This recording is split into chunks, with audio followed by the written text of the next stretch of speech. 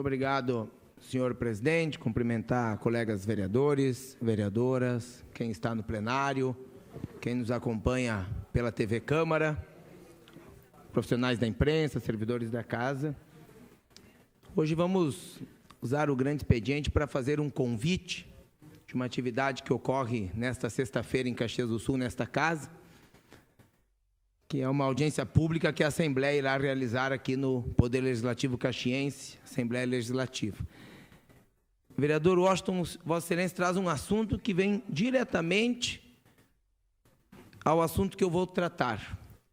Quando nós nascemos, essa é uma máxima que eu tenho dentro dos meus princípios, nós somos colocados a muitas incertezas. Vai casar, não vai casar, vai se formar, não vai se formar, vai morar na cidade que nasceu, vai viver com os pais, vai morar em outra cidade, outro país, vai trabalhar com artes, vai trabalhar com biologia, vai ser médico, vai ser advogado, vai ter filhos, não vai ter filhos. Muitas incertezas se colocam à frente de um recém-nascido. Agora, tem duas certezas quando uma pessoa nasce no nosso país, e assim é no mundo, né? Duas certezas quando nasce um novo cidadão no Brasil. Cidadão honorário Pizzetti. São duas certezas. Todo cidadão que nasce, não só no Brasil, no mundo, tem duas certezas. Um dia vai morrer, a morte é certa, e vai pagar impostos. Qualquer lugar que tu estiver do mundo, tu vai pagar impostos. Isso vem desde o tempo de César. Dai a César o que é de César. O presidente Cassino diz desde o tempo de Adão e Eva, acredito que sim, né? Já deviam ter que pagar algum tributo lá, pela macieira. Assim surgiu o Robin Hood, tirados do governo, do rico, para dar aos pobres. Então, essa certeza nós temos. A morte é certa, não sabemos quando, essa é uma incerteza. Mas que ela um dia virá, mais cedo ou mais tarde, é certo. E que nós vamos pagar impostos, tributos, contribuições. O que me chama a atenção no nosso país é que resposta nós, pagadores de impostos, temos dos entes que nós pagamos os impostos. Então, muito se fala no nosso país, e eu sou do Partido Progressista, que é um partido municipalista. E o que é um partido municipalista? Dentro da sua origem, da sua vertente, da sua ideologia. E assim eu estou nesse partido porque acredito também no municipalismo. É tu concentrar a riqueza gerada no município, no próprio município. Porque os cidadãos, eles não vivem no governo federal. Eles não vivem em Brasília. Os cidadãos não vivem na Assembleia, no governo do Estado, o cidadão vive no município. E quando tem uma demanda, ele cobra do município, do prefeito, da prefeitura, dos secretários, dos servidores públicos municipais, dos vereadores. E aí, quando a demanda é maior, tem a demanda da Assembleia, do governo do Estado, do governo federal. Mas quem bate na porta, o cidadão bate na porta da prefeitura e exige do servidor público e dos cargos comissionados e dos cargos eletivos respostas, porque ele é um pagador de tributos e tem direito de ter respostas claras e de ter obras, serviços públicos de qualidade, infraestrutura, educação, todos os princípios de direitos que estão previstos na Constituição. Mas não é bem assim que acontece a distribuição da riqueza. A demanda concentra no município, mas a riqueza se concentra em Brasília, no governo federal. Então eu vou tentar ser breve aqui, mas fazer um breve relato do que é a nossa república, falando do Brasil agora. Imposto se paga no mundo inteiro. Até fazer uma correção, muitas vezes o pessoal diz, o Brasil é a maior carga tributária do mundo. Não é verdade. Está entre as maiores cargas tributárias do mundo, mas não é a maior. Tem vários países desenvolvidos que têm carga tributária maior que a carga tributária brasileira. A diferença é que nestes países tu não contrata nada porque o poder público te dá segurança, tu não precisa contratar segurança privada. O poder público te dá educação com qualidade, tu não precisa se preocupar com escola particular ou faculdade, porque o poder público atende toda a demanda educacional. O poder público te dá saúde ampla, a toda a demanda, ao jovem, ao recém-nascido, ao idoso, todo o medicamento necessário. Então, a carga tributária brasileira ela se torna incomodativa, nos incomoda, porque nós não temos o retorno adequado na proporção da carga tributária que nós pagamos. Falei outro dia aqui, final de maio, foi o Dia da Liberdade de Impostos, comemorado aqui no Brasil. Então, a partir desta data, eu não pago mais impostos? Não, não é isto. O que se diz é que nós trabalhamos do dia 1º de janeiro ao dia 25 de maio, tudo que nós produzimos com o nosso trabalho vai para os governos. É o período que nós temos que trabalhar neste país para gerar o bolo tributário que vai para o governo municipal, estadual e federal. E aonde que vem a diferença dos países com carga tributária semelhante à nossa? Que nós, brasileiros, trabalhamos até setembro para pagar por coisas que o governo teria obrigação de nos dar, não nos dá, e aí nós trabalhamos para ter saúde, para ter segurança, para ter educação, para ter acesso ao lazer, a medicamentos. Nós trabalhamos até setembro, pessoal. E o que sobra para nós dos 12 meses de um ano são 3 meses para nós, então, definirmos o que fazer com esses recursos que, vamos dizer assim, ficam livres para o cidadão fazer o que é da sua intenção. Então, nesse sentido, se discute há muito tempo no país, desde 88, antes de 88, da Constituição, a questão federativa e um novo pacto federativo. O que é federação, para quem também daqui a pouco não entende essas pacto federativo, até às vezes parece um nome feio, né? A federação foi criada, no caso, a atual República Federativa Brasileira, foi instituída em 1988 pela Constituição Federal. É uma cláusula pétrea, para deixar claro o que é uma cláusula pétrea, não pode ser mudada. Não adianta o Congresso, a presidente Dilma, ou quem quer que esteja no Congresso ou na presidência da República Federativa, querer mudar a Federação Brasileira. A República Federativa é uma cláusula pétrea, tu só muda com uma nova Constituição. E uma nova Constituição tu só faz com uma Assembleia Constituinte eleita para o devido fim, fazer a nova Constituição da República Federativa Brasileira. Então está lá, está definido. É assim que funciona o nosso país, uma república federativa constituída em 1988 pela Constituição da República, né, de 88. Então, como expliquei, não pode ser mudado. E dentro todos esses artigos que estão na Constituição, e até sugiro para quem daqui a pouco tiver interesse, acesse na internet Constituição da República Federativa do Brasil. É bem interessante, né? É uma Constituição que traz todos os direitos de todos os cidadãos brasileiros, traz também alguns princípios de deveres, e a Constituição não é uma legislação que estabelece penas e multas. A Constituição de um país, ela traz os princípios que nortearão a convivência desta sociedade. Os princípios constitucionais são os princípios sagrados de um país, que estão na Constituição da República Federativa Brasileira. Dentro desses princípios, nós temos um capítulo que trata da tributação e do orçamento, é um título, e traz o capítulo do Sistema Tributário Nacional. E dentro deste Sistema Tributário Nacional, colegas vereadores, se fez, pela Constituição brasileira, a distribuição das riquezas, a distribuição dos recursos. E aí se determinou, vamos usar assim a grosso modo, que uma declaração de 60% de tudo que se arrecada de tributos no Brasil fica com o governo federal. Em torno de 25% fica com os governos do estado, dentro do seu estado. E o município, que é onde tem a maior demanda, onde o cidadão está ali, vivendo, demandando obras, demandando atendimento educacional, saúde, habitação. Senhor presidente, prosseguir em declaração de líder, por gentileza.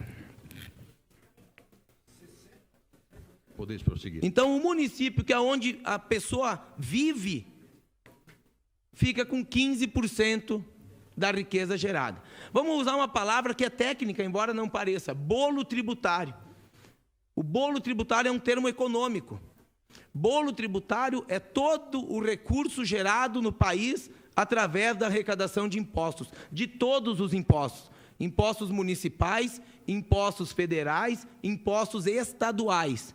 Este bolo tributário, vereador Zoraide, que compõe 100% da riqueza gerada pelo povo com os tributos e impostos que paga, 60% fica com o governo federal, 25% com o governo estadual e 15% com os municípios. Varia um pouquinho de estado para estado, mas esta é a média estabelecida no Pacto Federativo da Distribuição da Riqueza. E aí, vereador Washington, nós temos que estar implorando, pedindo, desculpa o termo que eu vou usar, mas é assim que se sentem os prefeitos, os mais de 5.500 prefeitos do Brasil, que tem que ir com o pinico, tem que ir com o pires na mão, pedir esmola ao governo federal para construir um ginásio. Porque o município não tem 30, 20, 30, 40 milhões livre para construir um ginásio. Ele está destinando para outras prioridades na área da saúde, na área da educação. E não estou falando só do município de Caxias, essa é a realidade da maior parte dos municípios do Brasil, que via de regra são municípios pequenos ou de médio porte, que não tem como tirar do orçamento 40 milhões de reais para construir um ginásio. Então ele tem que ir lá, o prefeito, junto com a Frente Nacional dos Prefeitos, com a Confederação Nacional dos Municípios, com um pires, pedir, por favor, governo federal, tu que é meu primo rico, tu que fica com a maior parte da riqueza gerada pelo povo brasileiro, me dá, por favor, me financia, me empresta um recurso para eu construir um ginásio para o meu povo lá na minha cidade. Então, este debate que está movimentando o Brasil há mais de 2 décadas, nós não vemos resposta efetiva. Por quê? Onde se faz a mudança? No Congresso. Mas se a riqueza está concentrada em Brasília, nós podemos acreditar que alguém que está lá na concentração da riqueza vai votar para mudar a distribuição da renda? Mudar a distribuição da riqueza? Se eu faço parte lá do governo federal, eu fico com a maior parte do recurso gerado pelo... Eu agora vou legislar para que eu fique com uma parte menor? Difícil, né, pessoal? Difícil. Por isso que não ocorre. Mas nesse tempo todo, é importante colocar também que foram se vendo algumas ferramentas que foram utilizadas. Como, por exemplo, o imposto de renda e o IPI, Imposto sobre Produtos Industrializados, vamos ser coerentes, 48% são repassados para os fundos municipais e estaduais, que é uma forma de retornar os tributos gerados. O imposto de renda é gerado aqui no município. É aqui que está a pessoa vivendo e tendo renda. É aqui que a empresa está instalada e gera imposto de renda à pessoa jurídica. Ela recolhe ao governo federal e retorna 48% para o município de origem, por fundo municipal ou pelo fundo estadual que retorna. Então, tem tributos, sim. Por exemplo, o IPVA. Quando eu pago o IPVA do meu carro aqui em Caxias, eu pago para o governo do estado. Mas 50% do que é gerado de IPVA em Caxias retorna do governo do estado para o governo municipal. Então, tem tributos, impostos, a palavra certa é impostos, que são compartilhados. O governo federal arrecada, mas devolve uma parte para o município. Quando o governo federal faz isenção de impostos, de qual imposto ele isenta? Aquele que o município tem parte, que o estado tem parte. Mas aquele imposto que é integral da federação, da União, ele não isenta. Então, quando a gente vê, tem uma medida que vai reduzir o imposto, o IPI, o governo federal está abrindo mão de receita, sim, mas está tirando receita dos municípios e dos estados. Então, essa conta que não fecha desde 88, e eu vou explicar logo por que não fecha, porque daí o governo federal, não esse governo da Dilma, não o governo do Lula, não o governo do Fernando Henrique, do Collor, todos os governos federais que vieram desde 88 da Constituição da República Federativa, adotaram uma prática, criar, por exemplo, contribuições sociais. Só que a contribuição social não retorna R$1 para o município, nem R$1 para o Estado. Fica toda ela concentrada na União. Então, por isso que essa divisão fiscal, né, esse federalismo fiscal, que é o nome que se dá, hoje não fecha mais com o que a nossa Constituição prevê. Porque os governos federais foram criando contribuições e taxas, e contribuição e taxa não retorna para o município, não retorna para o Estado. Quando tu paga uma contribuição social, tu gerou aqui, com o teu trabalho aqui no município. Arrecada para o governo federal, sabe quanto retorna da contribuição social? 0. Porque no Pacto Federativo o que retorna é dos impostos. São coisas diferentes, imposto, taxas e contribuições. Retorna no Pacto Federativo, no federalismo fiscal, dos impostos. Não retorna das taxas e das contribuições. Então os governantes começaram a criar novas taxas federais, novas contribuições sociais a nível federal e não retorna para o município nem para o Estado. Então, a CPMF, contribuição, não retorna para o Estado ou para o município dentro do Pacto Fiscal Federativo, mas encarece, gera carga tributária, encarece o trabalho, encarece a produção, encarece o consumo. Então, aí nós vemos os municípios tendo que, com o pires na mão, pedir, por favor, governo federal, me financia um ginásio de esportes, porque eu não tenho como financiar aqui no meu município. Então, pessoal, surgiu, eu não sei qual é o resultado que vai dar, vou ser bem franco, não sei. Às vezes a gente já fica até, mesmo sendo um jovem político, Zoraida, às vezes fica até já, de novo esse assunto, de novo o pacto, mas eu fui motivado e vou tocar em frente, porque no Senado Federal, agora no dia 27 de maio deste ano, se criou uma comissão especial para o aprimoramento do Pacto Federativo. Vai mudar alguma coisa? Eu não sei. Mas os senadores estão mostrando uma boa vontade de aprimorar o Pacto Federativo, porque ele vai sempre existir. Dentro de uma república federativa vai sempre existir essa distribuição de impostos. Mas nós temos que aprimorá-lo. Ele foi constituído em 88. Passaram-se 98, 2020, mais de 25 anos. Precisa um novo debate sobre o Pacto Federativo. Então o Senado criou essa comissão.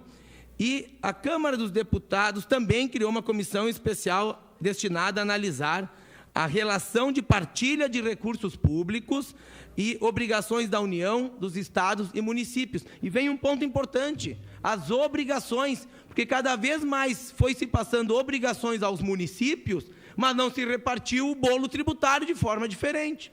Então eu continuo com a distribuição do bolo tributário, mas vou passando competências para o município. E vai, né, desta forma, impactando aí. E também, na Assembleia Legislativa, no dia 31 de março deste ano, se criou Comissão Especial do novo Pacto Federativo. Então, o motivo de eu usar esse grande expediente de hoje, colegas vereadores, comunidade caxiense, é convidar.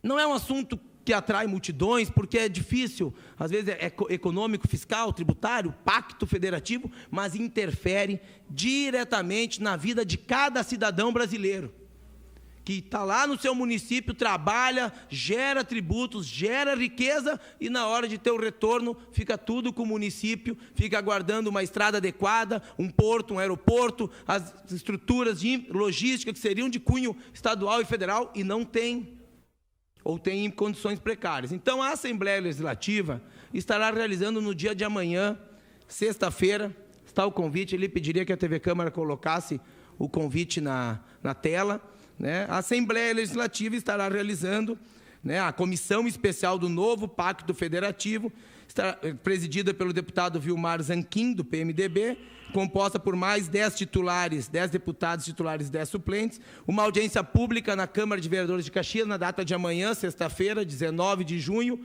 às 19h30, para debater um novo pacto federativo.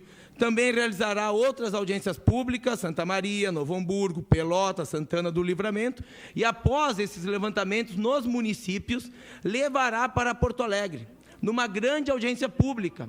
E a Assembleia estará fazendo a sua parte, encaminhando as demandas do Rio Grande, o entendimento dos gaúchos para o Congresso, colaborando na Câmara dos Deputados e no Senado Federal, no debate do aprimoramento do Pacto Federativo no Brasil. Então, que a gente possa fazer a nossa parte, contribuir, e quem também quiser vir aqui de forma indignada falar o que sente dessa injustiça, que venha, estará aqui a Assembleia ouvindo os caxienses e levando a nossa opinião para o Congresso. Quem sabe, num futuro menor que 20 anos, a gente veja algo modificar nessa injustiça que é a distribuição da riqueza no nosso país por parte dos governos. Obrigado, senhor presidente, era isto.